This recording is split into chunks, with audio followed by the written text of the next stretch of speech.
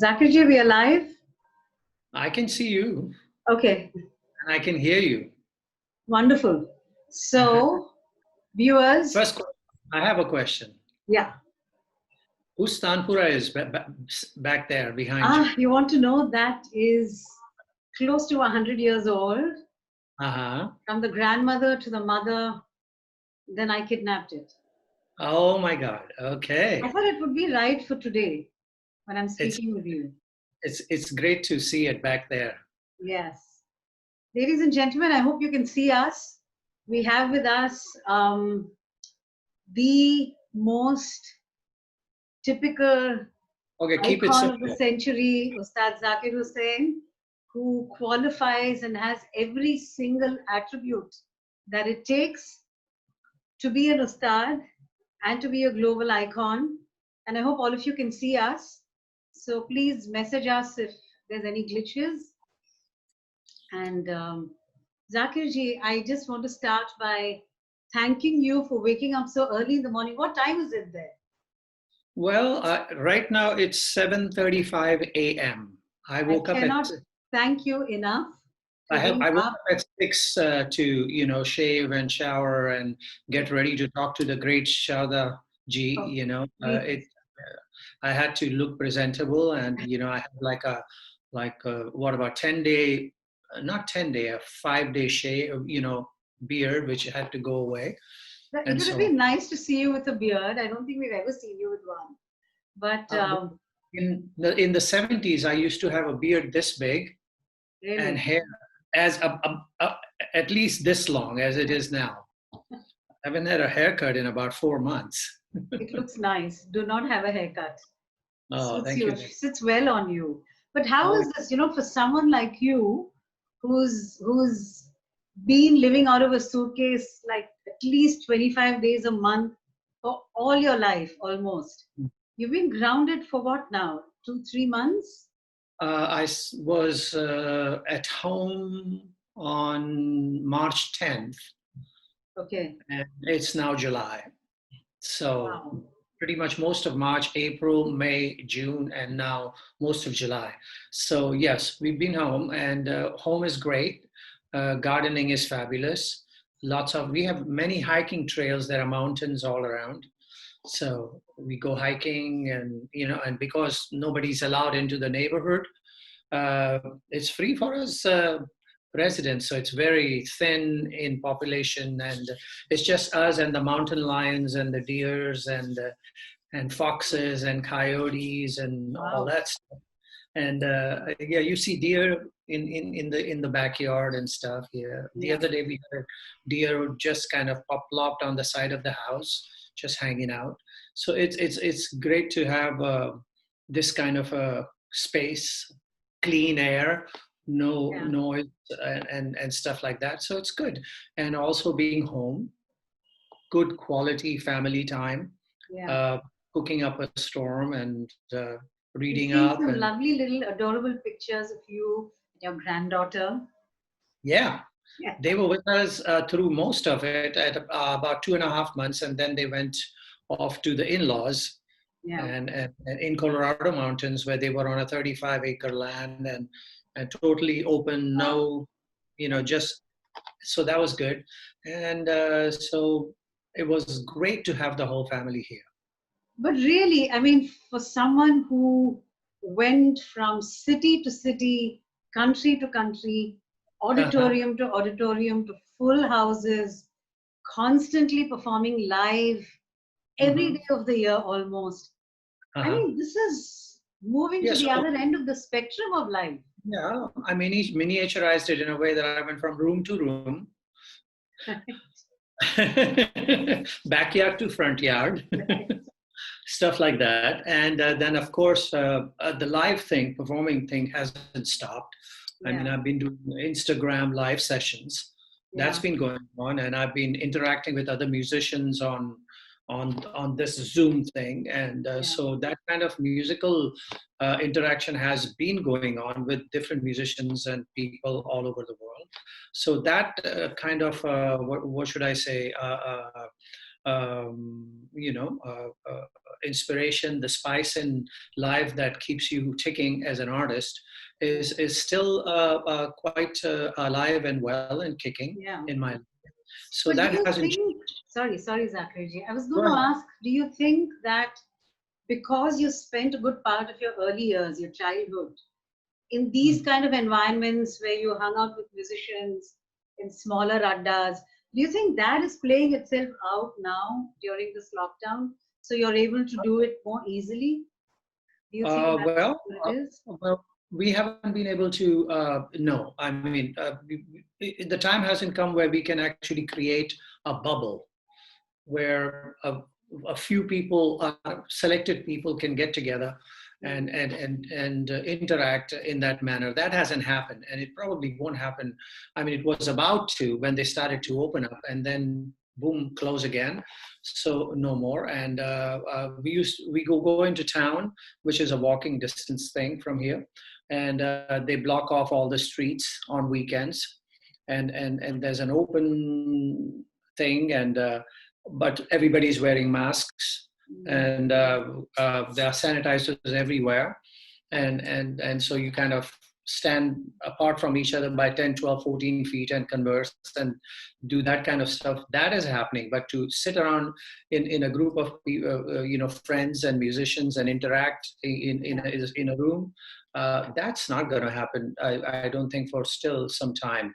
I've been interacting with musicians in Chennai, for instance, on Zoom, and doing recording sessions and mixing sessions and stuff like that. So it's in that sense, yes, there's a lot going on. I mean, I just was yesterday doing a recording session with my friend Mickey Hart, and I was set up in my home with my microphones, and they were set up. He was set up in his, and the engineer was set up in a third location with the soundboard and everything, and we were recording, and that was going on. So that is still possible, but within touching distance, no. Yeah. But this is like a virtual adda, something that you It's a cannot virtual, do. yeah. Like a virtual I, adda. It's a virtual version of what you probably saw in your childhood. yes, it's a virtual adda, and it's like you bring your own food, potluck, and and Right? your glass of water. Yeah. Yeah. And your own equipment to Your record. own. I mean, this is something that I've started to learn now, how Yeah. to use. I mean, I wasn't aware of the possibilities that existed on the web world, in the web world. Yeah. I mean, Zoom, and there's something. Yes, a few days ago I learned that there's something called Crowdcast Yeah.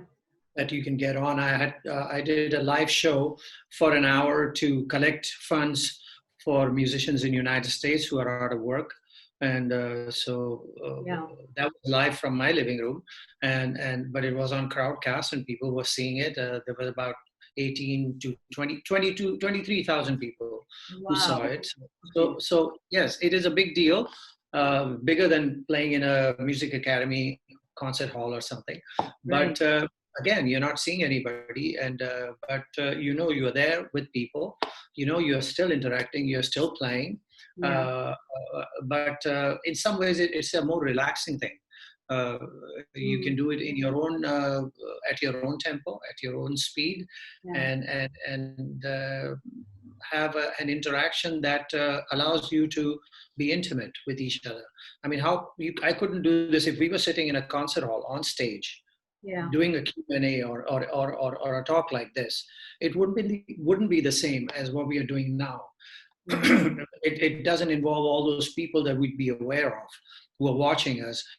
We can just talk, eye to eye, voice to voice, and it's a very special way of connecting.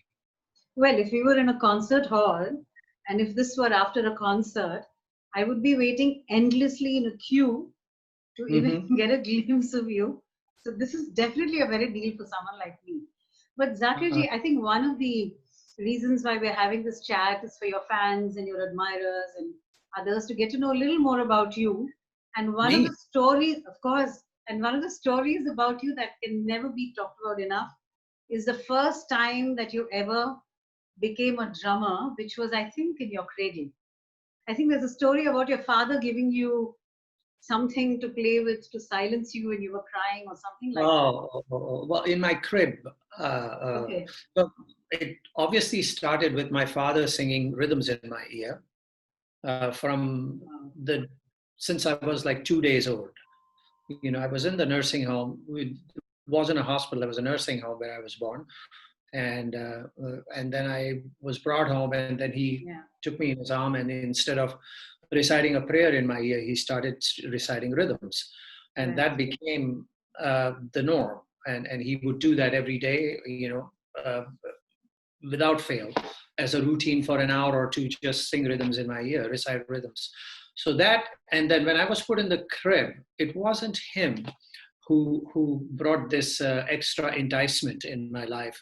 It was the great sitar maestro Ustad Zakir Hussain. So he came visiting to see the young, you know, the first boy born in the family, which was me, son, and he brought these little tablas. I don't know where he found them, and then they found a way to hang it on my crib. And obviously, as a child, I was reaching for it. You know, I could see it. It's kind of a fuzzy little thing, and it was interesting, and I was trying to grab it. And obviously, they tried to say, "Oh, look, he's going for the tabla. He's got it in him," and excite. You know how you kind of amplify and exaggerate some child's attempt to doing something to having an inborn ability. And so that happened, and so that became my first enticement towards wanting to get that instrument in my hand, and that's How what old started. were you? How many months or how old were you at that time? Well, I was in the crib, obviously, so I was. I must have been got about a month and a half, 2 months old, I would imagine. I mean, in those days, and the crib, you have to realize, was nothing but a piece of wood, and then two pieces of wood with, you know, triangle kind of stuff holding them in place, and then in the center was this kind of like a what do you call those things? A cloth thing. Yeah, like and then yeah, and so on that piece of wood is what the tabla was hanging on. And so what happened, what my father would do is he would sit on a stool next to the crib, and he'd jangle those tablas, and then he would start singing rhythms to me. So in some ways, you know, like Arjuna to Abhimanyu in the tummy of his wife, kind of a thing. I was being groomed. I was being psychologically being pointed to that shape of an instrument while hearing the syllables in my ears, and so that kind of became the routine, and I didn't have a choice in it, I guess. Without so me obviously, knowing. Abbaji knew something. He got something right with you. Well, yeah, and well, it all depends. I mean, how I don't know what I would have been like if not pushed into that. But what was interesting was that he did not. I mean, I think he knew exactly when to pull back. You know, when you really push something on a child, it can go both ways. I mean, the child could get so disgusted with that kind of invasion of the child's time and mind and privacy, that, you know, it can get turned away from it. So yes, when I was very young like that, until I was a year or two, or even 2.5 years old, he kept doing that. But as soon as I was old enough to bang on something, he pulled back. He stopped doing it. And he let me be on my own and try to figure out whatever was swirling around in my mind, and to make some sense of it and see if that in any way translated into me being able to transmit that information through some kind of mode on my person. And it happened to be my hand. It wasn't my voice. It was Okay. my hands, and I did that, and so then I was being left to my devices. It was fun to, in my own time, try to figure it out, Wow. and so he let it be that way till I was 7 years old, Okay. and little other students helping me out and so on. Mm. If he would have not done that, it might have been a crucial period where I may have been turned away from it. Mm. And Mm. so that happened. And by the time I was 7, I was so hooked because I watched him working with all these other students, Yeah. but not paying any attention to me. And so Mm. it was, it was very, irritating. It was like, I mean, I'm right here. Why is he? I mean, I understand that. I can do that. Why isn't he paying attention to me and having me do it? Mm. So that kind of, eagerness to get it across to him that, I'm getting it. I'm there, pay attention, Mm. led me to the point where it became almost an obsession to want to excel on this device, Mm. these two little things, and get his attention and his focus, and so that kind of psychological play, I think, of allowing me to find my way and decide for myself what it is that I really need to do and what is going to be my mode of expression, uh, uh, is a good thing. I mean, I know a lot of teachers and a lot of fathers, great maestros, who have diligently, tried to install in their sons and daughters the idea of, okay, sit down every morning, tune your tanpura, start singing the saragam, the paltas and whatnot, and it gets to a point where you become like, okay, this is a chore. Yeah. It used to be a chore for me when my mother used to wake me up at 5:30 in the morning and say, okay, you have to pray. I mean, why? I mean, I wasn't interested in that, Yeah. and so that was not pushed on me, and so I did it in my own time, and I enjoyed doing it because I was doing it when I felt like it, Yeah. and so that helped, and so that led to, I guess, a very interesting relationship with my instrument, Yeah. my pots and pans, and of course I wasn't allowed to graduate until I was 7, and then Mhm. that's when he started teaching me Right. and everything was wild and wonderful and wondrous Yeah. since then on. So when was your first performance, when you went on stage and when you faced audiences, and what did it do to you? Well, Were you ever I think nervous or not? I was 7 when I did the school performance. In the school things you Yeah. used to do. We had a, a music teacher in our St. Michael's High School, and his name was Schubert. Mm. And then so we would learn a little bit of piano thing and learn to play with songs and stuff and sing along.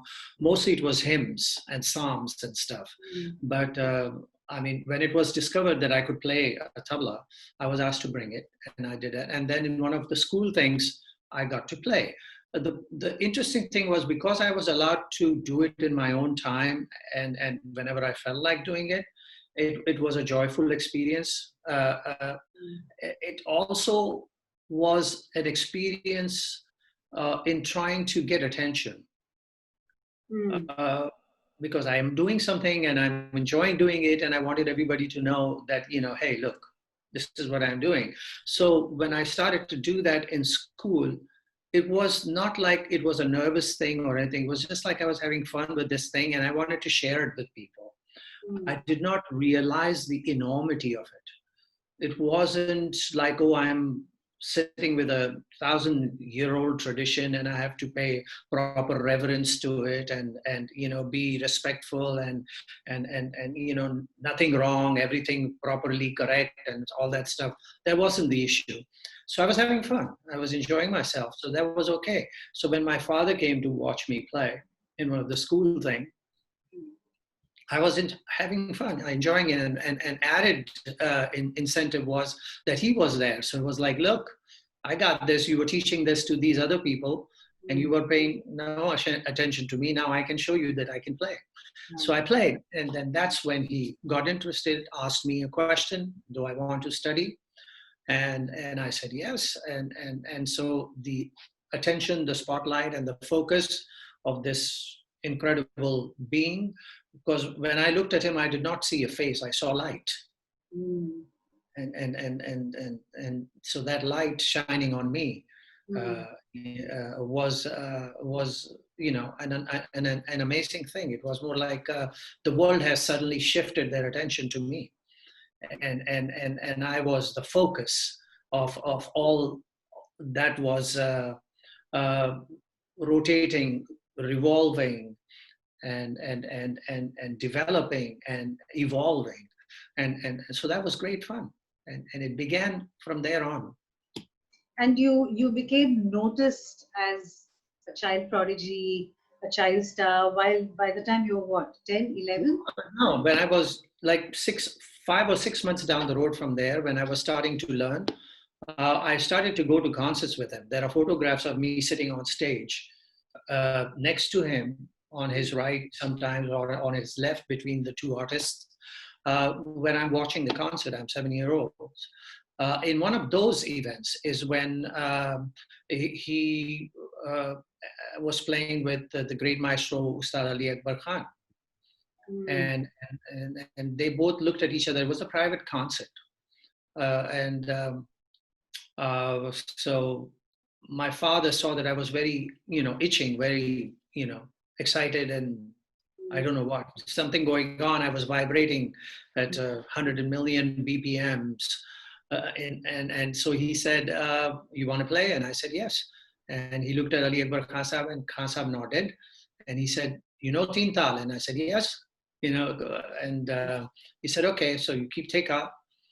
And he moved away, and he went into the side room to have a cup of tea or something, or to the bathroom. And I played with Ali Akbar Khan Sahab for about 15 or 20 minutes, just playing Teka. So at that time, it was noticed. I didn't remember this. I was told this by my father, and then I confirmed it with Ustad Ali Akbar Khan Sahab, and he said, yes, that happened. So that's when it was noticed that, I should be pushed in this direction, until I was about 12, when I had my first performance alone, accompanying, again, Ustad Ali Akbar Khan Sahab. Wow. I just want to ask you a viewer's question in relation to your childhood. Sujata Ramamurthy wants to know, her name is Sujata Ramamurthy, and she wants to know, did you miss normal childhood as a child prodigy? Because you were already a star by the time you were 8-ish. Well, as I said, I was not being pushed into a routine. Okay. I was not being told, a schedule was not being created for myself for the daily things happening through the day. I was allowed to go and play with my friends, and then come back, and I would run to the tabla and I'd play for a little while, and then my mom would call, lunch is ready, and I'd go sit down to eat, and then come back, play a little bit more, and then run off, and my friends would call me and I'd go out. So there was not like, okay, you have to sit for 2 hours, 3 hours, practice. None of that. I was allowed to interact with this device, with this friend of mine, at my leisure. So it was not like, that I had to do this as a chore. I said earlier, it was not work, it was play. Yeah. It was playtime, fun time. And so that's how my life was. And from the very young age. And I would go to school, I'd come back, I'd play, I'd go play again. But the scenario changed. Instead of playing with tabla, I was playing with friends. Yeah. I was on the beach playing cricket, coming back to tabla, and so this went on and on and on in that manner. So you were one of those few prodigies who actually was allowed a normal childhood to the extent that it could be normal. There's another question that I had. A lot of people in today's generation may not know what a humongous star your father was in his time. He was a trailblazer, he was a star, he was playing with all the giants of music, he was Yeah. also being innovative, etc. He was a huge star. So you actually grew up in the umbrella of a big star in your growing up. How did you Yeah. not get overwhelmed by that? Well, You were sitting it behind was, him while he was playing and all of that. So how did that not overwhelm you? You he still never, came to your own. It's not, I well, mean, he left you alone beautifully, as you said. But what about yes. yourself watching him? Well, when I was watching him, it wasn't, you see, when I was watching him, I was watching him do something that I was doing, but at a 0.002 level, what he was doing was magnified a million times, Okay. uh, amplified a million times, and so on. But he never sat me down and hammered into me the idea of how old this tradition is, how great the masters are and were, and what kind of responsibility will be pushed on my shoulders down the road if the time comes, and so on and so on. So I was still being allowed to have fun, to enjoy. What was interesting was to watch this giant of a light Mm. uh, in such multifaceted layers Mm. on many different shelves. I would watch him play a concert. Then I would watch him sit with, say, a great Kaifi Azmi and compose a song for a film. Mm. And then I would go see him in a recording studio, Mm. coaching Asha Bhosle ji or Rafi Saab or Manna Day or whoever the song, and I was watching that, and it was all exciting to see him in all these different areas, and Mm. and, and then he would be teaching, and then he'd be interacting with friends and musicians. What was the fun part for me, believe it or not, Yeah. was the nightly get together with his fellow musicians in the forbidden moonshine areas. Okay. You know, it was prohibition at that time Mm. in the early 60s and Yeah. so on. So all these musicians would get together in these little alleyways, these little lanes, and Mm. go to auntie's hangout.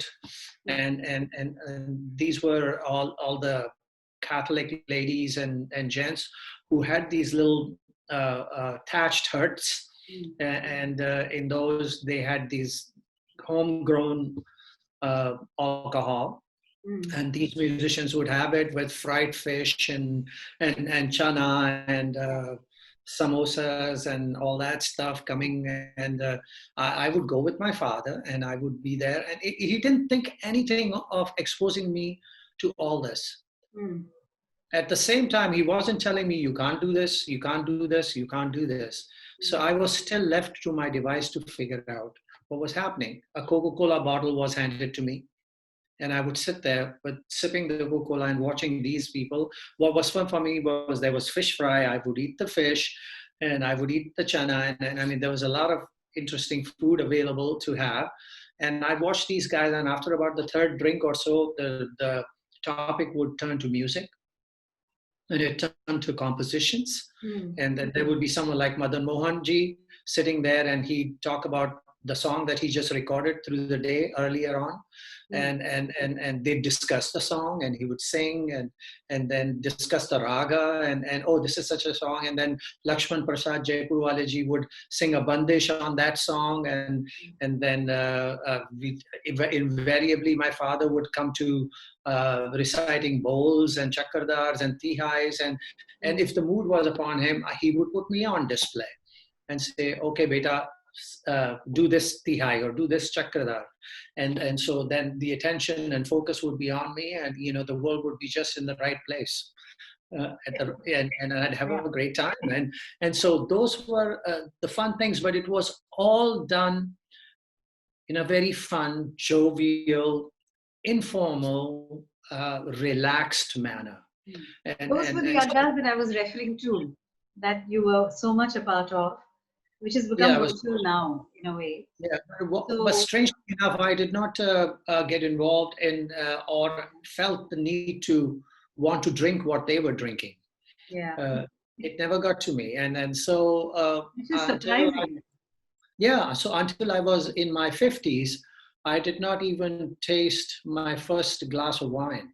Wow. Or and I don't smoke yet. So, This is a that, headline. huh? This is a headline. That you Yeah, I guess, taste and alcohol maybe, below 50. yeah, and maybe watching them do it, and it wasn't an important thing, but what was important for me was the music part of it. Yeah. So I was so eager to get to that moment in those gatherings that all this other drinking and stuff, I was like, come on, get that over with. Let's get to the music. Let's get to that fun part. Mm. And so I never emotionally or psychologically latched onto this, what you may call the the foreplay to the final get together of art and music being discussed, the Mm. creative interaction. Mm. So that never became an important part of my life. Okay. Zakirji, subsequently you went on to play with the greats who are still around and still great, like Shivji, Pandit Shiv Kumar Sharma, Pandit Mhm. Harisar Chaurasya, Gangubai Yeah, Hangalji. I don't know, all of them, you know. I yeah, mean, yeah. what were those years like? Because you were very much the accompanist at that time. Yeah, You what were was listening to interesting. them and responding to Mhm. what they were singing or playing. You hadn't yet started out on your own at that point, I think. So Well, when I was like having played with Ali Akbar Khan Sahib when I was 12, yeah. and then when I was 15 and 16, I was put on stage with my father and Ravi Shankarji, and playing along with them. And then the addition of me playing with just Ravi Shankarji and Palghat Raghuji, concerts of that time.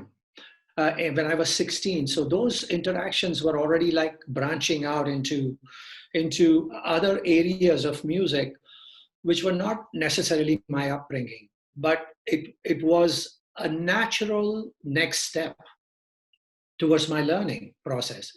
And so it was great to have that happen. What was, I think, the really a turning point in my life was that I was in Canada with Ustad Ali Akbar Khan Sahab. What, I was 19 years old or something, 19, yeah. No, I was 20, 1970. In this one small valley called Val Moraine near Montreal. And there was this music festival taking place. And I had gone there to play with Ustad Ali Akbar Khan Sahab. And it was because I was there with his son, Ashish Khan. Mm. And Ali Akbar Khan Sahab came, but his tabla player was not there because he had gone away to India, Pandit Shankar Ghosh. He had gone away to India. So he had come, and Ashish had told him, well, Zakir is here, so you don't worry about it, and he'll play with you. So, but what was interesting at that time was that there was an incredibly great legend, South Indian maestro, Carnatic music maestro, who was also there, whose Mirdangam player could not make it because of some visa issues or I don't know what happened. And that was the great Balachandraji, the Veena Vidu. Yeah. Uh, Oh, okay. he was there. And so I don't know if he had yet gotten into playing concerts of the 72 Mela Kratas that he used to do. That hadn't yet happened. And so I was asked to accompany him because I was the only tabla player there, only rhythm player there. So that was an interesting turning point in my life because I was thrust in this situation.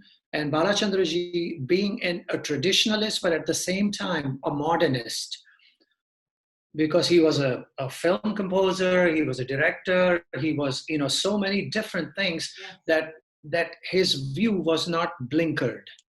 Blinkers were not on. It was an open panoramic view.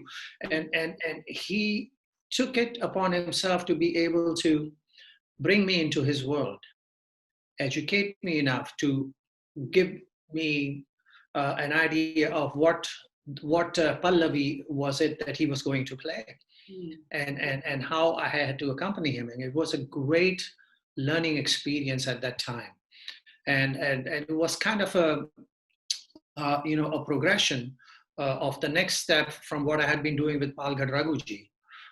And it just allowed me an interesting thing, because this was the first time I played with someone alone by myself who was not a North Indian musician. And the insight into that kind of thinking. And because we were in a festival atmosphere, I got to spend many days with him there, 3 or 4 days. And in that time period, just walking with him and learning was a very special experience. And it just kind of broke, the dam. It just opened up. And this is a story that I don't think many people know. That you no, actually played with and hung out with Dr. S. Balachandra. Yeah. And who is everything that you said and more. And he was also eccentric.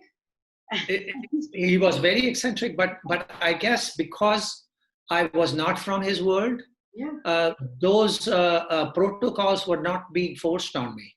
Yeah. There was a slight leniency on his part. Yeah. To allow me the benefit of the doubt. He doesn't know. So let's bring him into my world. So that kind of tolerant view of what I was all about, and how he could help me to realize what he is. And so that was an interesting learning process. Story. That's a beautiful story to be chronicled. Yeah, but there's a recording of it. Sorry? There is a recording of it. There is a recording. We'd love to hear it sometime. During the lockdown, I hope you'll find it and play it for your... Well, I have to tell you this. There was this great Swamiji, Swami Vishnu Devananda, who had an ashram. That's where we were. Okay. And he had a great in Canada, in Balmoral. And he was part of this, he had written a book about yoga, and there was a lot of stars who followed him. There was a great painter by the name of Peter Max who made all these psychedelic paintings and stuff, and his paintings sold for a lot of money. And because of him, there was a lot of attention on this Swamiji, and so he arranged this big music festival in Balmoral, and that's how we all got there to play. I think that is the other thing that is so important about you, especially today, that you've grown up with all the religions, with exposure to all the religions within you, and you are epitomizing the syncretic nature of all cultures, of all religions. I think even when you grew up, you've talked about being exposed to 3 religions in one day as part of your routine, which I think is so important. And there was no how should I say, okay, one stopped and the other began. There was no like the way of life. I mean, I never thought about it as religion. I just thought about it a way of life, a different way of looking at things. And that's it. When I was reciting Gana Nama Ganapati Lambodar So Hai Udachar Ek Tantra Chandrama Laraj Laje, all that stuff, and learning to express that on the tabla, and then going and doing Alhamdulillahi Rabbil Alameen, Ar-Rahman Ar-Rahim, doing the Quran, and then going to the Lord is my shepherd, I shall not want, and all that stuff. The words and the language used, the human language and syllables used were different, but the feeling behind it never changed. So my hands were still joined. When I went from the Ganesh Stuti to the Quran, to the church, this did not change. And because this did not change, there was a tie-up in all these different languages being used to express this same thing. So Ameen and Amen and Shanti were all similar words which express the same thing. And so it never occurred to me that they were different in any way. And so when I was sitting in Swami Vishnu Devananda's ashram, and they were discussing, say, the autobiography of a yogi, and different asanas and stuff, it wasn't any different than sitting in lotus position and reciting the Saraswati Vandana. And which I was doing since I was 7, 8, 9 years old, and this was like, okay, an extension. Oh, he's adding on to it and saying something different about it, an interpretation that I did not know. And okay, so it can also be thought about it this way. That's all it was, and it was never different. And that's, I have to thank my lucky stars that I came across, a Catholic priest or a Muslim mullah or a Hindu priest who never stressed the idea that what they were saying was way different from what that other person was saying. And because of that, I ended up having this, I guess, a universal view of what this way of life is. It's still not a religion to me. It's still a way of life. It's how you look at it. And my daughters, when they were being baptized, it was all right with me. It was fine with me. It was like they were being blessed by the powers that be, the spirits that are, and it was okay for me to tell the priest when I got married in a church which hymn I wanted sung, and which part of the book, the Bible, I wanted recited from, because I grew up with that. It was fine. And it was okay. And it was surprising for the priest to hear from me, a Muslim guy, telling him this, yes, this was okay. I'm fine with this being recited and that being recited and that being said and so on. And it was never a doubt in my mind that they were not the same. Yeah. Zakirji, you've just captured the essence of how seamlessly syncretic the world ought to be in your life. I think it's so important. I think this message should go out. It should. I mean, you have to realize in the late 50s, early 60s, we grew up that there were movies that would come out, Alamara or Thaniththirai. These Muslim stories. At the same time, we went to see Mahabharata, the movie, and we also went to see Ramayana. And at the same time, of course, we saw Samson and Hercules and whatnot and all that stuff. So we were seeing mythological characters from the Greek mythology, or from the Hindu mythology, or from Islam world, and they were all, and the audiences were the same. They were not any different, and it was great to be able to be part of this, a Rogan Josh, a universally created concoction of thought processes which were happening at the same time, and were being digested by all of us as one multi-concoction. It's like, nowadays you have beet juice and carrot juice and the greens and everything being put into this one little concoction and being given to you as a protein drink.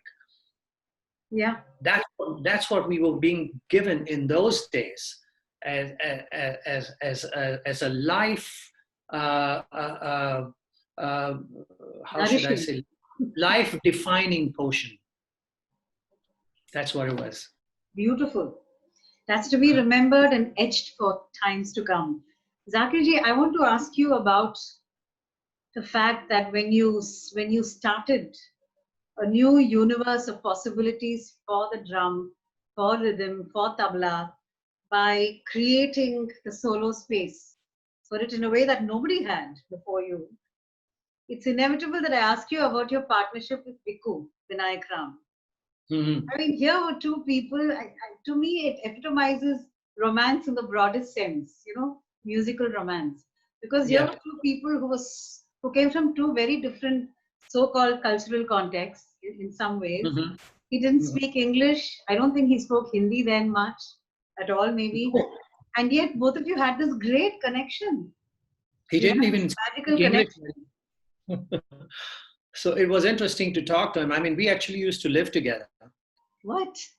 Yeah, in an apartment in New York on 23rd Street on the corner of 7th Avenue.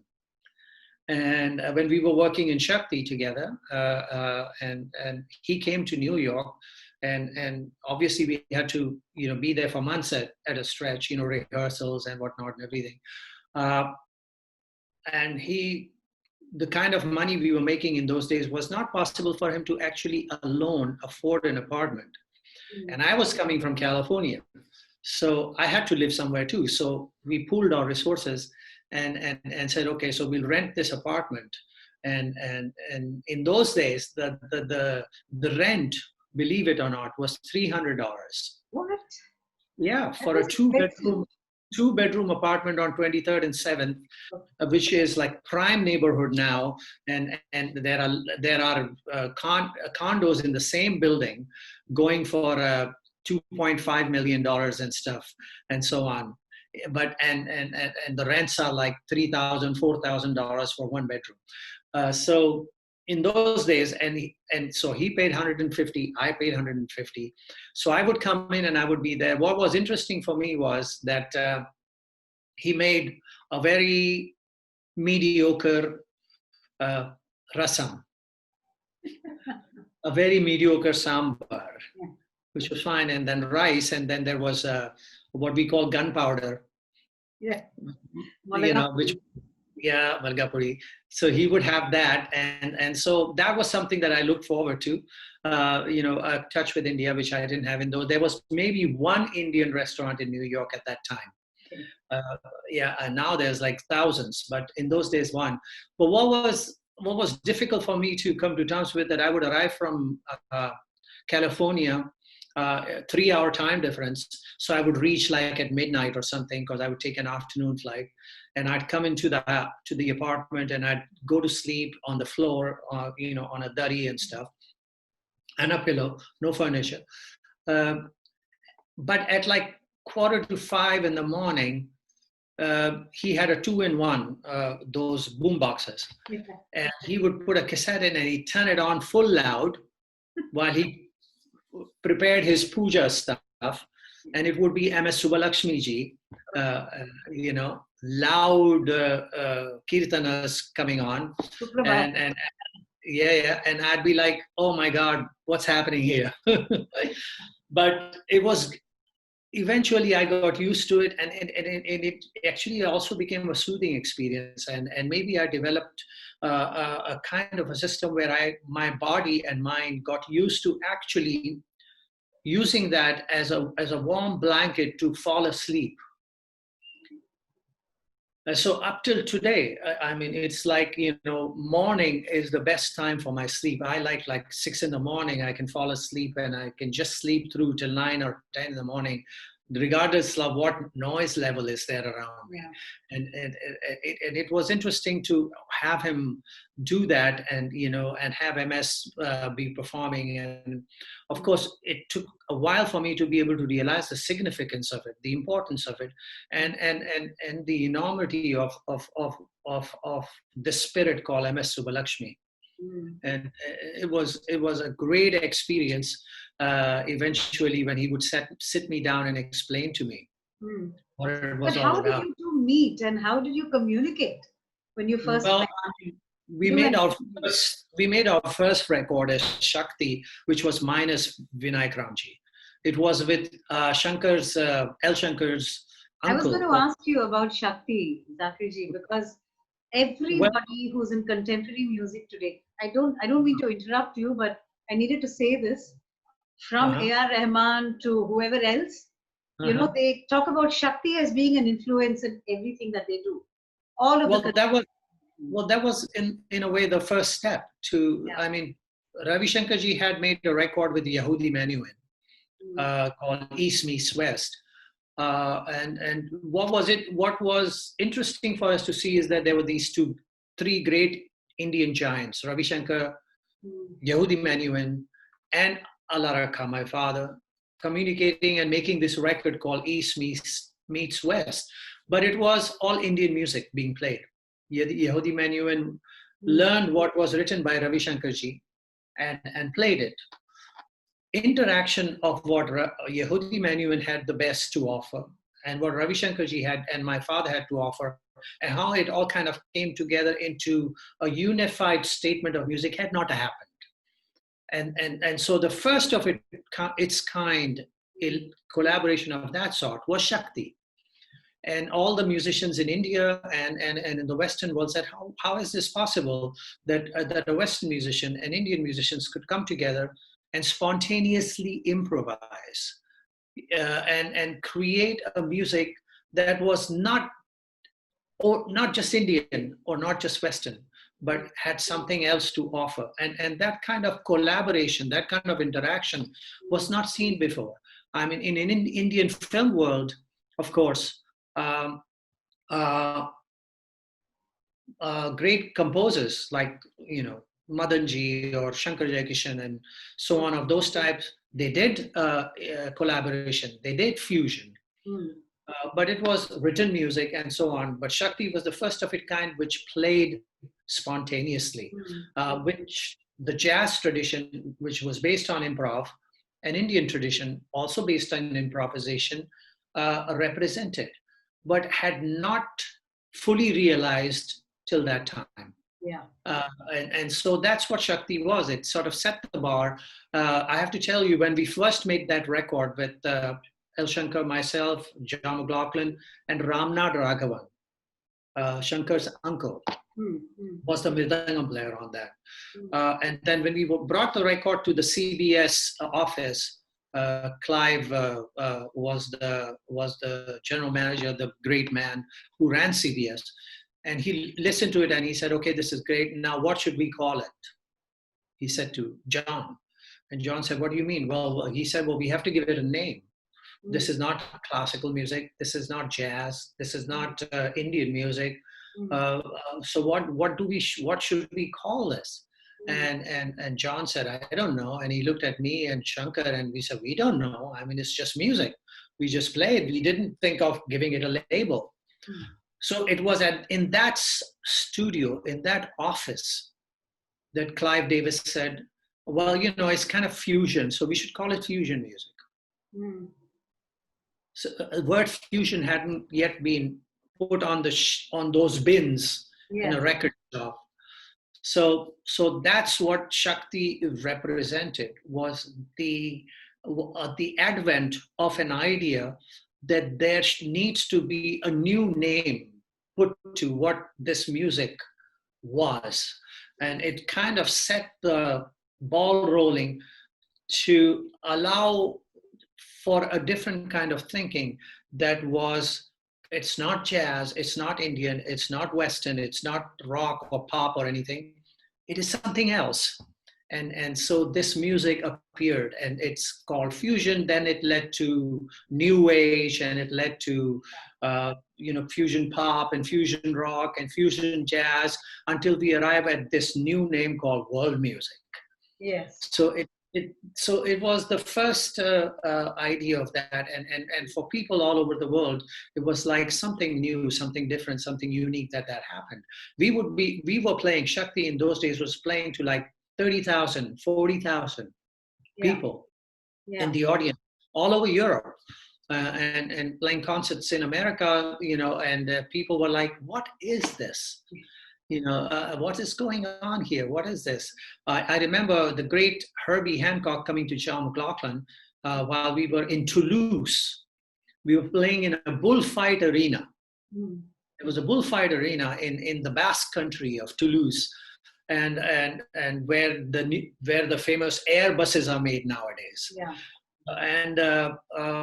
And he walked up to John McLaughlin, and after we finished playing, and we got off stage, and this other band, Weather Report, was going on, and he said to John, "What is this? What are you guys playing? What is this music? I mean, what do you call this thing?" He didn't use the word thing. He used another word called shit. What do you call this? Is and John said, oh, it's just music, Herbie. I mean, you call it whatever you want to, but it's just music. But this is what it was. But for Indian musicians, whether it was AR or anybody else of that time, who were very young, it was a new way of looking at Indian music being played in a way where message was being put across to Indian musicians, young Indian musicians, that it's okay to not be tied down to a revered protocolish idea of what Indian music is. It's okay to break out. It's okay to be able to just play. It's okay to be able to think out of the box, and not like it has to be Shankarabharanam, or it has to be Pantu Varali. It has to be that. It can be anything. It can be whatever. And that idea, I still remember Shankar and I played a concert in Chennai at IIT. And guess who was sitting back and playing keyboards for us? A.R. Rahman. Dilip. Dilip. Right. In those days, and it was so I mean, for him to play and play with Indian classical musicians supposedly, and go out there and do this thing without any boundaries, and two do's laid out, do's and don'ts being pushed upon. No, it was, go ahead and do whatever you feel like doing. So having that idea come across and being placed on stage in front of an audience that might be discerning, in front of connoisseurs who are there to who arrive there with the idea that their job at that point is to criticize. All that being ignored was a very interesting idea. So do you think that if it hadn't been Ustad Zakir Hussain, had it been someone else, would they have got away with it with the classicists, do you think? Because they may have had something to say about it. I think somebody with a mindset like that would have definitely gotten away with it. Shankar did. L. Shankar. Yeah. Vikku Vinayakaramji did. Yeah. Got away with it. I mean, it's not. It's a question of being able to have the strength of conviction that what you're doing has an immense amount of validity. Also, the fact that all of you who got together had that common dimension, that you were able to gel and you were able to vibe, and you were doing it for the first time. So you must have instinctively seen something in each other to be able to get together. When we arrived together, for some reason, there were no veils, there were no boundaries, there were no walls or doors to open. We were in the same courtyard together. Right. And that's what it was. We were making music that was not being classified. Okay. I was really ready to play a korvai, just as Vikuji was ready to play a Tihai. I was ready to learn to figure out, 2, 3, 4, 5. I was ready to learn Gaupuch system, as he was ready to play the North Indian system of Tihais and Kaidas and Relas and stuff. It was all, it was open. And when I played something, he just played it along with me. And when he played something, I just played along with him. And he didn't look at me and said, "Yo, don't do it this way." It was not that. It was like, yeah, great, okay. And Shankar was the same way, and John was the same way. And so John wasn't saying to Shankar, "Oh, don't play this particular note because I'm playing a E sharp minor 7th chord, and this note doesn't fit in it." No, it was never that. It was whatever. And so having that kind of a mind, open mind, is very important. People ask me, what is the trick to playing fusion music? The trick is the mindset. If you arrive there with the idea that you're a tabla player, so you're only going to play teen tal or jap tal, and you're only going to play kaidas and relas and tihais, and that's what the other guy has to understand, you're already creating this fence that people have to cross, and you're putting yourself behind something that is separating you from the other person. So the mindset has to be able to arrive with an instrument that you are going to use as the mode to be able to communicate, Right. as the language modem Mm. that you're going to put on the table. And if that means I have to play the tabla set like a bongo drum, I will do that. Okay. And for Vikuji, it was the same thing. For Shankar, it was the same thing. And John, it was the same thing. Right. And so that kind of open mindset is what's needed. Right. And the ability to be able to realize that your friends, your brothers, that you have the same likes and dislikes, that you love doing the same things. Be on the same wavelength, I would think. And all those things have to come together.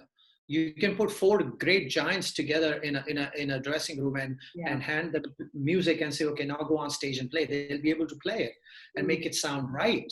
Yeah. But to take it to that other level where there's an in-depth, multi-layered interaction with each other, for that you need this kind of an open mindset. And that's what we have. I'm going to quickly go to tons of viewers' questions. Can I try and ask you one or two? Yes, please. Absolutely. Give me a second. Wow, okay.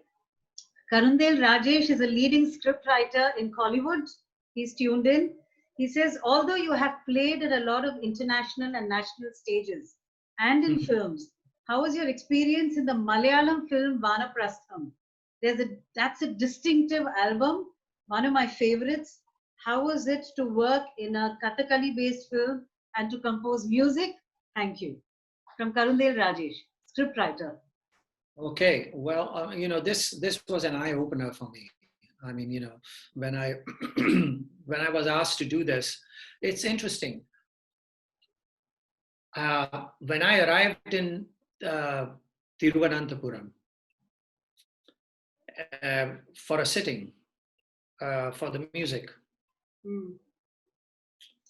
we had dinner. And after dinner, I was so, okay, go to sleep and we'll meet in the morning. No discussions on the music, nothing.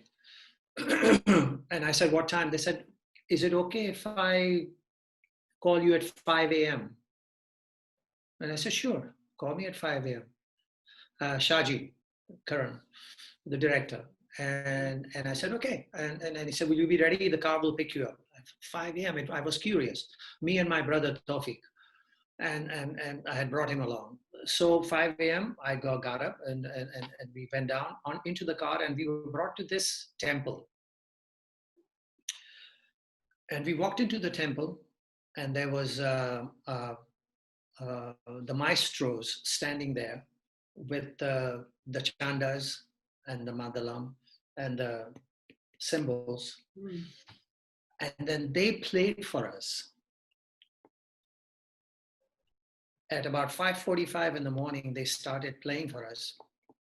And they played, I think, for about 42 minutes.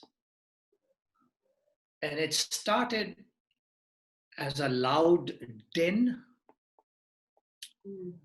But somewhere a third of the way through, a fourth of the way through, it was like I was in a whole different world. I'd been transported to a different level of I don't know, understanding or visual connection. And I was in a whole different, I don't know, one whale or two whales or three whales. I mean, of the 7 whales have just gone. And I was at a level of, I don't know how to put it, but there it was, that some director, instead of sitting me down and reading the script to me and giving me his idea of what he thinks the music was about, that whole thing was being expressed to me through this performance. Through this incredible performance and a whole different level of the word is escaping me, but a revelation. Because Malayalam is not my language. I don't understand that. the film was being spoken in Malayalam. Mm. There were no subtitles of what I had seen before I arrived there. And so I had no idea what the characters were talking about. Mm. But this first read, I would call it a reading of the script, was through this incredible performance in a temple. It just opened up a whole world of ideas, a revelation that took place. And I looked at Shaji and I said, okay, I get it.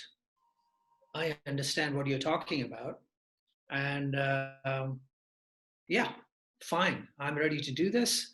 And we'll go along with it. So I met Shaji in a coffee shop in the arrival lounge of Terminal 3, London Heathrow.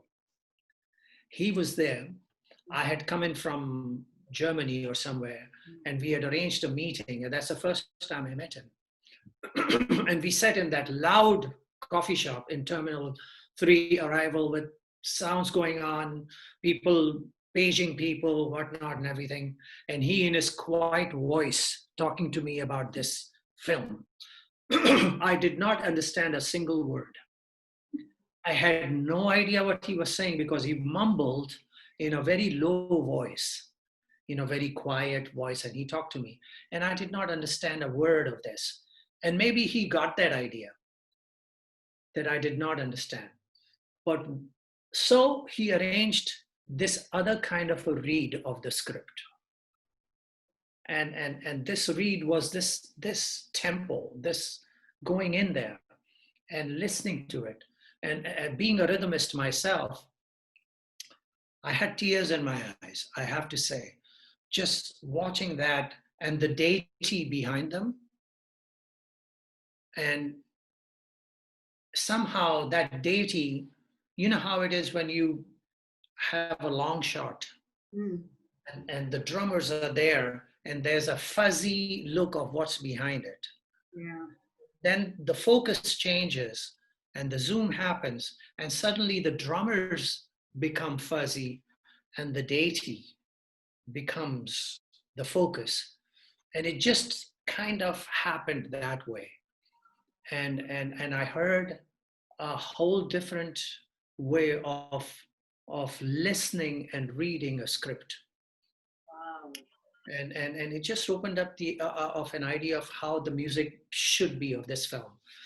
And I have to thank Shaji for allowing me a bird's eye view into a whole different world. I have seen the same world appear again and again for me, and through watching the Panchuvadyams and looking at all that, and I have learned a lot. Doing music for Vanaprastham was not me doing something, but me learning something. And that process of learning has been an invaluable education for me. Wow. I have a question for you before I go to the rest of the questions. Something that I've always wanted to ask you. You know, when I was a kid, I used to hear about the sort of hysterical crowds at, the concerts of the Beatles and all those other rock stars in America, and how they used to scratch themselves and go nuts, But when I grew up, I saw that live at your concerts. I saw everyone going nuts at your concerts. Children, adults, grandfathers, grandmothers, aunties, uncles, teenagers, everyone, men, women, everyone. You've had a certain kind of hysterical environment around you and following you more than anyone else that I know. Among any classical artists that one has seen or heard of. Of course, there's been a lot of reverential fanfare for Pandit Ravi Shankar and so many of the other artists. One wouldn't compare with that. But the kind of hysteria that has been generated among your audiences, Zakirji, I've always wondered, how did you cruise through that, especially in your teens, in your 20s and 30s? And I mean, I've seen it with my own eyes time and again. It's unprecedented. And I don't know if any other artist will ever have that kind of, craze that you had. How did you, how do you deal with it? Even today, it still happens. Even today, when There's you perform, we can never get to see you after a show because you're always surrounded by people. But how on earth what did it do for you? How did you not stagnate or not get distracted in your music? And you are like this now after all that. How did that Well, happen? how can you when you have seen what I've seen? I mean, this experience that I just described to you about the temple in Thiruvananthapuram and this incredible thing. When you see that, and when you listen to someone like, say, a Afro-Cuban shamanic uh, uh, uh, musician doing the shamanic chants and playing the bata drums, and seeing that incredible devotion uh, manifests itself into this rhythmic offering, and seeing my father just lying there, I can only, there's a picture of Lord Vishnu lying on the snake. Okay, and he's just lying there in this Yeah. way. That's how I remember my father. He's lying on this bed in that same manner, on his side and his hand on his hip. Mm. And he's sleeping and he's snoring and his fingers are going. And when you see that kind of devotion connected, you see that connection to the creative source, and you see him talking to people and saying, I'm just a pujari of Saraswati. And you see that humbleness from this great light coming to you. Uh, and then you see all these great musicians that I saw, and them being legends, them being, revered, south, north, east, west, all over India, and then slowly forgotten. Mm. They're still legends, but they're slowly forgotten. The audiences have shifted their attention to somebody else. And you look at that, and you know that what's happening with you at that moment, that's just one of those 1 second in the sun kind of a thing, and it's going to go away. There's no point in trying to attach yourself to that for life. It's just going to go away. You're just a human being who is having his moment in the sun. Someone else is going to be there to take your place. So why get attached to it? Why get all worked up about it? So that has always been, for me, the thing. I mean, I'm learning and I will always keep learning. My father told me that. He said, just be a student, don't try to be a master. And so that is something that I follow. And it's honestly what I think it is. I'm so much in love with what I do with this music and this little thing that was hanging over my crib. That thing, I'm in incredible, there's an incredible love there, and that's so strong and so deep and so connected that nothing that is around me will take me away from it, but instead it will strengthen it, because I know that it's this that's making it all possible. And if I did not have my tabla with me, I would not have me. There won't be a me. And so why get caught up in this maya? There's no need to do that. uh, uh, Someone else is going to be next to me and I'm going to look from the side and I'm going to watch it. I still remember one day I was playing a concert in Jalandhar, Punjab, and I went to play, and I played with somebody. And then next day I was going to hear this great tabla maestro play with this other great musician. And I arrived there to hear that concert. The organizer came to me and said, "You're going to play with this musician." And I said, "Why? I have come to hear this great tabla maestro play." He said, "No, the audience wants to hear you play with him." And I was like shocked. I was stunned. I was like, this legend tabla player is going to play with this maestro.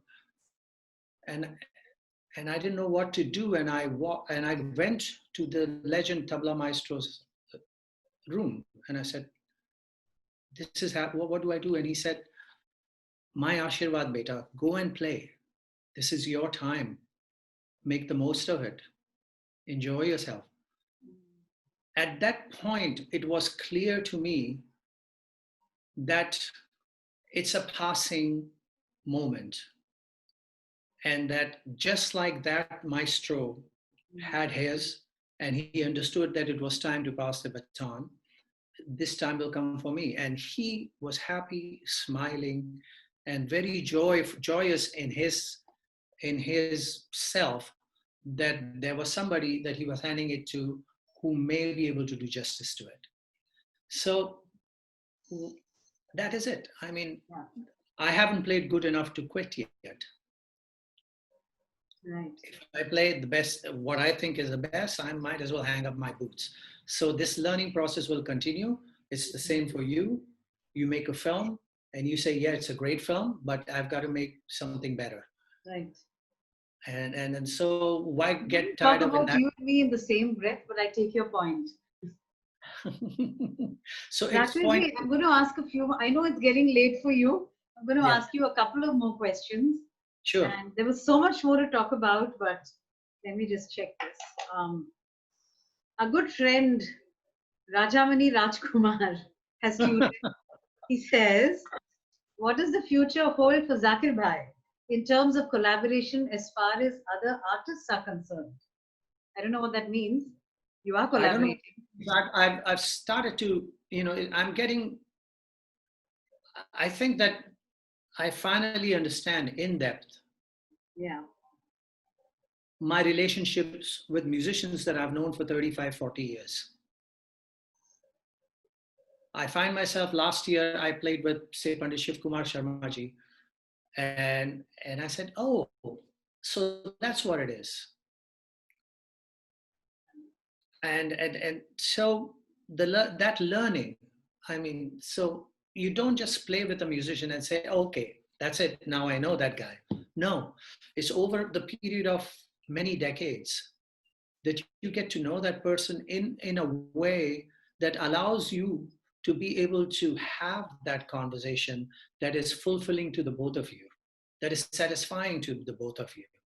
And so for me to imagine that I should now leave playing with Pandit Shiv Kumar Sharma behind me and go play with somebody else, yes, I want to play with somebody else. I want that experience. But I have to realize that I haven't yet totally accomplished my connection and relationship and interaction with Pandit Shiv Kumar Sharma. That needs to continue for me to actually grow to a point where I may be able to have that insight that will allow me to see what Pandit Shiv Kumar Sharma is on all levels, what this multi-layered personality is. And I am still discovering what my father was all about. Words come back to me at times, and suddenly the meaning of it opens up. And and I say, "Oh, okay." When he said, "Beta, samko dekho," watch the sum, watch that arrival. I mean, in its early sense, it just meant I better be aware of where the downbeat is, where the first beat is, so I make myself arrive there. But it's more than that. It's a lesson in life. And the more you think about it, the more you get to see and magnify the hidden meaning, many interpretations.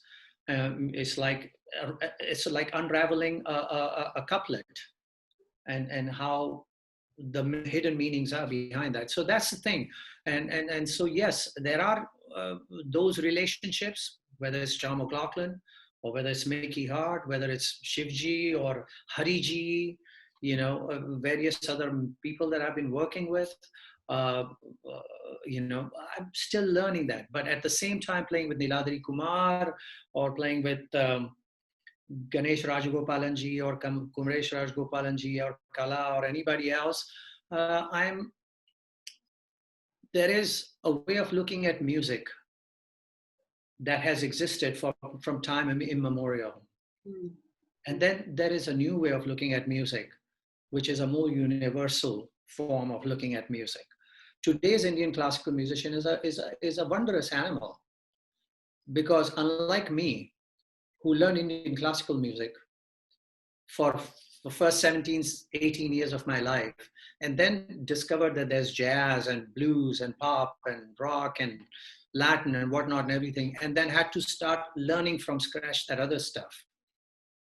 It took a while until I was able to slowly come to grips with what this whole concoction is. Today's Indian classical musician grows up learning this simultaneously,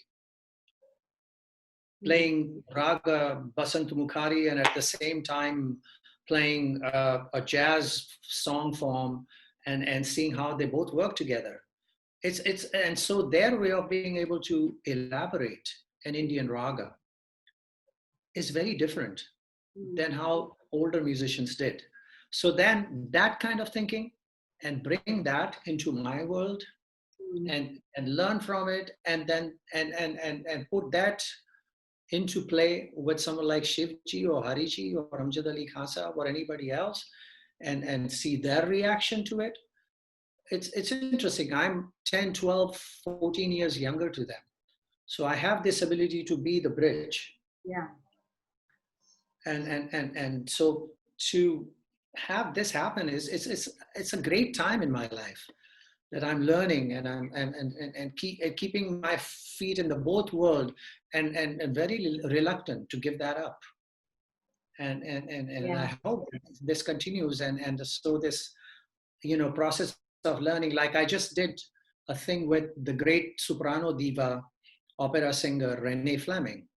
Yes, I think that was a virtual performance that three of you had. A performance we did live. Mickey Hart and yourself. Yes, and so that's something new for me. Writing symphony orchestra music, new for me. I did a tabla concerto called Peshkar, and I did a concerto for 4 soloists, which I wrote, which had Shankar Mahadevan, Hari Haranji, a mezzo soprano, Kelly O'Connor, these 3 singers, myself, and a full orchestra performing it in Washington, D.C. at the Kennedy Center. So these are new things, but these are experiences that must in some way enrich my understanding of what my relationship with those musicians that I've been with for the last 40 years. And so that process cannot stop, yet at the same time reaching out and learning like Hariji and Shivji did doing film music. Yeah. Is nothing unusual. Amjad Ali Khan Sahab is doing a Sarod concerto and so on. All that is happening. So it's great to see that this interaction go on and continue. And I hope that this learning process will not stop. And so therefore, my life as a musician will not come to an end because it depends on this learning process. And so that's all I have to say. Wow. So I think just 1 or 2 more questions, Zakir ji. Lots and lots of questions. Everybody wants a piece of you, as always. but I'm trying to. Okay, Well, I have to do I'm going to go another to any. talk. I'm just chosen a random question from Uh-huh. Bindya Somaya. I have Uh-huh. a question for the great maestro. What inspired him to play the tabla and emit and omit the sound of a stringed instrument? What? What inspired me to play? Oh, you played the tabla and emitted the sound of a stringed instrument, which blew her away. She's never heard Oh, something like that. How did you do it? She asks. The sound of a stringed instrument from the tabla. Question from Bindya Somaya. well, nowadays with the technology available to you, it is possible to be able to be multi-instrumented. When you're playing tabla, you can, through processing, an interface and processing, turn your tabla into a bass, turn your tabla into a piano or a vibraphone or anything like that, or just into some kind of a weird alien sounding thing. So I don't think there was anything magical about me. It's just me being able to use the technology in a way where I'm able to make it sound uh, uh, uh, like it has layers that people have not heard before. There are other tabla players who are doing it too, like someone like Kirsch Kale or Talbin Singh. They have electrified the tabla. They've put little pickups on it, and then they put it through this MIDI synthesizer, and they bring out this very amazing soundscape that kind of uses tabla as the source. And so that's possible to do it now. I've been doing it for some years now, and maybe Miss Sumaya heard that at that time, and it blew her mind. But I believe me, it's not something uh, that that is an entirely my creation. I think it's a combination of me and the technology and what the tabla has to offer. Well, it's a lot of you. I think, Zakirji, you're being over humble. You know, No, I mean, you're an icon and you're going to have to live with being an icon. But just one more question from Krishna Ramdas. Can Zakirji talk about his training in Carnatic rhythm and what role that has played in his overall approach to his tabla? well, I kind of touched on it with my Yes. interaction with Yeah. Vinayak Ramji.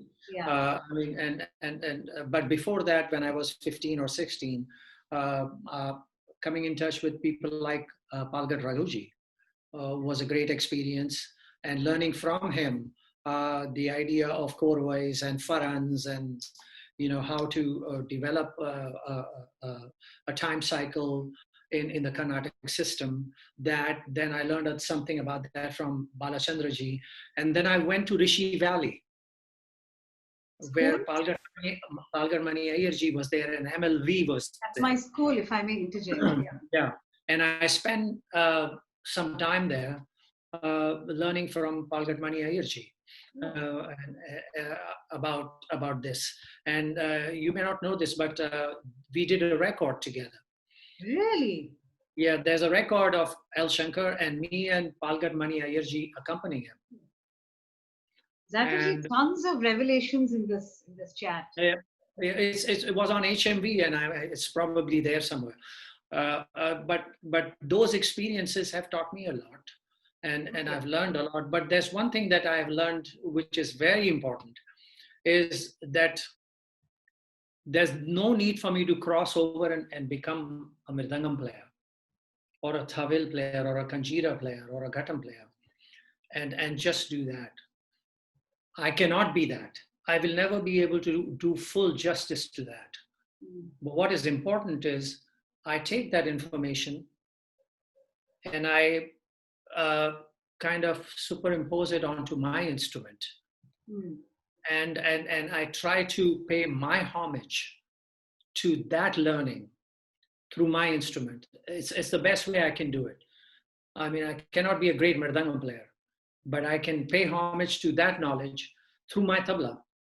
And I've learned that. And great musicians like Raghuji and Mani Iyer and Balachandraji and so on, Ramani ji and all these other musicians that I got a chance to play with, Lal Gudi ji and so on. What I've learned from them is to be able to take that information and put it on my instrument and do my pranams to that. So if you can accomplish that, that's what happens. George Harrison told me the same thing. I asked him, why don't you play the sitar in concert? And he said, because I'll be a lousy sitar player, he said. And in that way, I'll be insulting the knowledge and transmission that I've received from my teacher. The best way I can pay homage is just take that information and do it on the instrument that I can play well and put it out there. So that's what I try to do, so all that information that I have, whether it's all the Tani Avartanams that I had heard, and learning all the korvais and how they have to be played, and the other thing I do is I don't stay or adhere to the norms that have been handed out. I bring it into my zone. So the Gaupuch is not exactly Gaupuch when I play it. I change it. I move it around in my way, but I offer that homage. That's what Zakirji, I just one question about, when I listen to you talking about your experiences, that you've gone seeking so much of the art, even on your own, you've gone all the way to Rishi Valley, spent time with the Maestro. What is the future of, that aspect of music which determines the ambience and the vibration of the whole art? Because technology is enabling us to do a lot of uncomfortable things with it also. The EQing and, the multi-track, and you can do pretty much whatever you want. To not actually put in, your input is not as much as the output, in a sense. You don't even have to be a singer to have a decent song recorded for you anymore. But you have to have some knowledge is happening with that. But you have to, excuse me, you have to have some knowledge of the music. Yeah.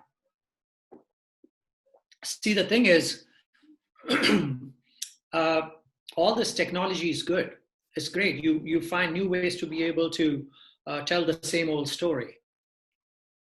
That's fine, and that needs to be utilized. You need to be able to bring the ancient into the modern, so that the ancient can survive. It is important that that happen. You have to be able to tell that old story in the new language. If you cannot, then that old story will die. It will not exist. It has to be.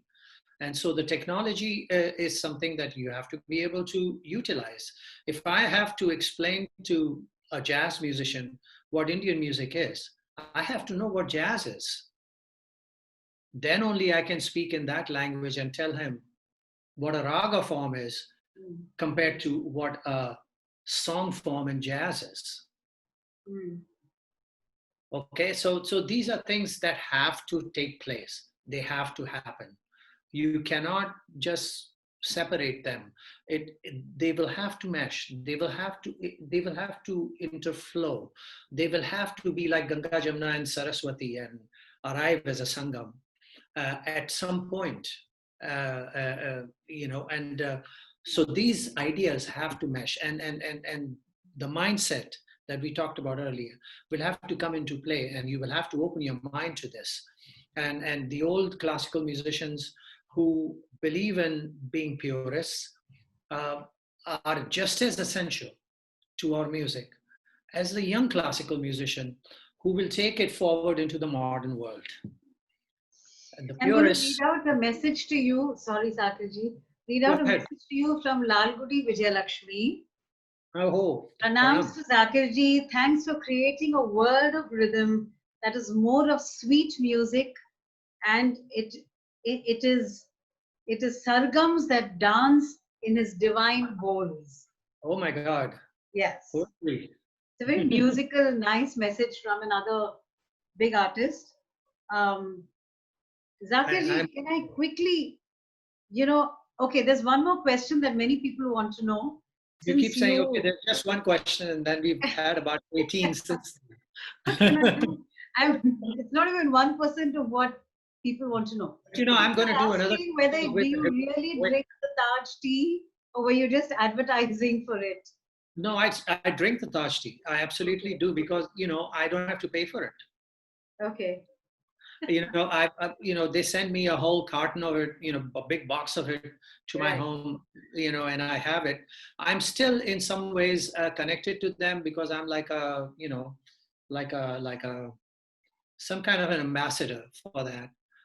There is a tea house in Mumbai, which is made by Taj, and it houses my tabla and photographs and everything and so on, and people get together there. And so, yeah, so Wonderful. in some ways, I get to still be connected with it. Okay, before I I feel close shop for you, sorry. no, wait, I have to thank Taj Tea. And I have to thank, because I mean, it made me familiar to people. It made the face recognition came. It allowed for me to attract audiences into the hall. I mean, I could have just been a classical musician and that's that. But because of Taj Tea and that commercial, people got to know me and know my hair and, and came to see me play. At that point, it was up to me and my music to be able to convert them into serious followers. Mm. And so a lot of that happened due to the Taj tea, and so thanks to them. Wah Taj. Yeah, but for all the teenagers or people in their 20s who tuned in, Zakir ji was the first iconic classical artist who did this huge sort of modeling assignment, double branding, I would call it, with Taj tea. So everyone would greet him and say, "Wow, Ustad ji, wow," whatever that greeting But was. that wasn't even my first commercial, you know that? It wasn't? No, my first commercial was for a cigarette, Capstan filter. Really? But that was at the time when the ads were only being shown in the movie theater. Right. But the fact that you actually modeled for the cigarette needs to be remembered. Zakir, 2 or 3 fun questions before we sign off. I'm sorry. I understand we've been talking for an hour and 35 minutes. So. Really? Yes. Oh my God. Who is the most challenging artist that you've ever played with? Who's given you the toughest time on stage? Who's given me the toughest time on stage? I would have to say my father.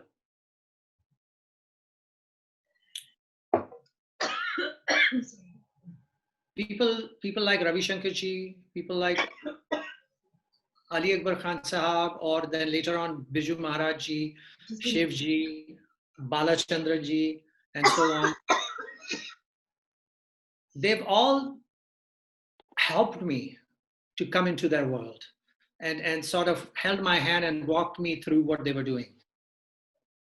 My father, on the other hand, when I came on the stage with him, it was like, okay, here I go. Keep up if you can. It was never cuddling me and taking me along, in a security blanket. It was always, if you can keep up, that's good. He never recommended me to somebody. He never said, my son, book him. No. It was like, I will have you play with me. If you have the ability to be able to be noticed, well and good, then you'll get a chance to play with others. So it was more challenging because it was never fixed what he was going to do. And because it being a tabla and me being a tabla player, his tabla sounded like 500 tablas playing together. My tabla sounded like one little puny tabla playing at the same time. That sound, and then my sound when I was young, it was I don't know, it was like doing a parikrama around the Giri Govardhan. Yeah. I mean, watching that.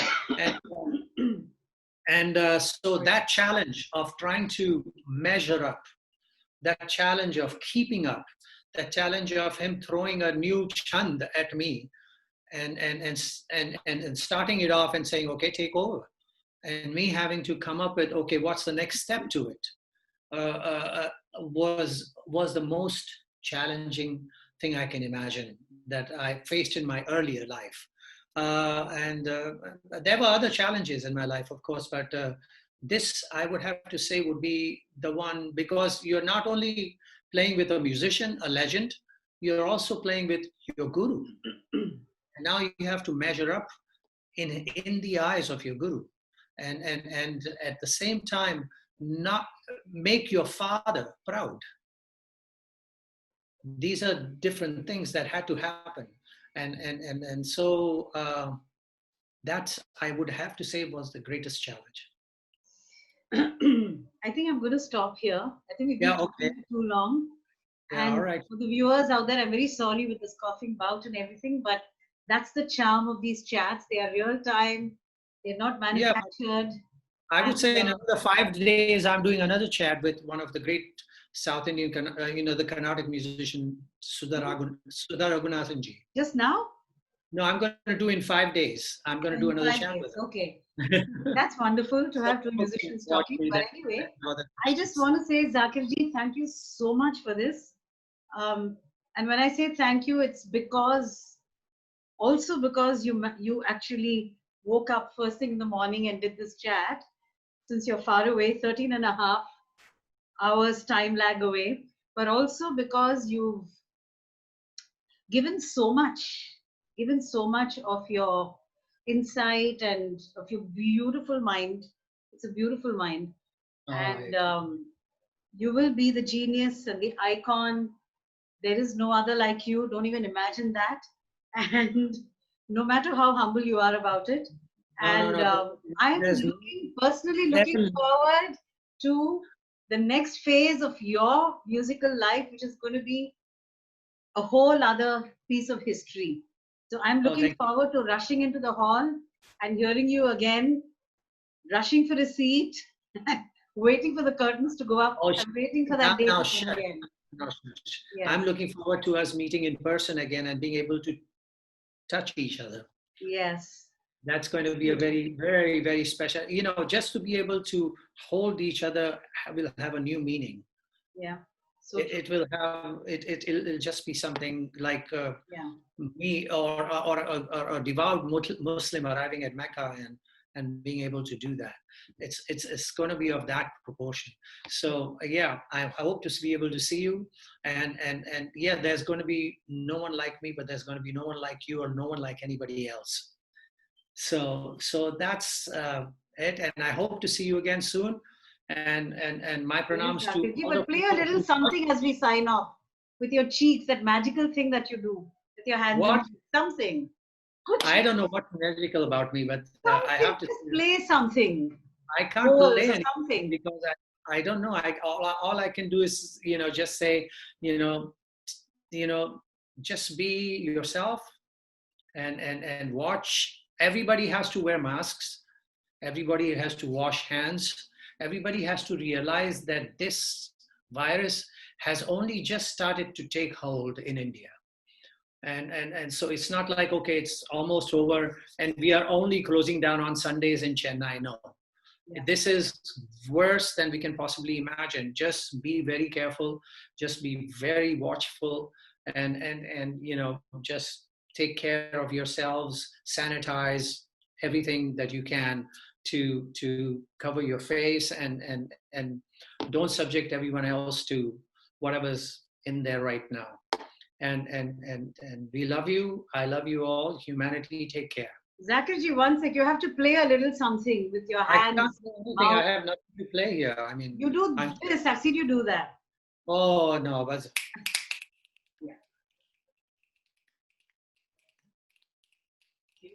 can't hear you. Oh, but it's what it is, and it's just it's sound. But I love you all. Take care. Thanks for tuning in, and hope to see you soon. See you soon. Ciao.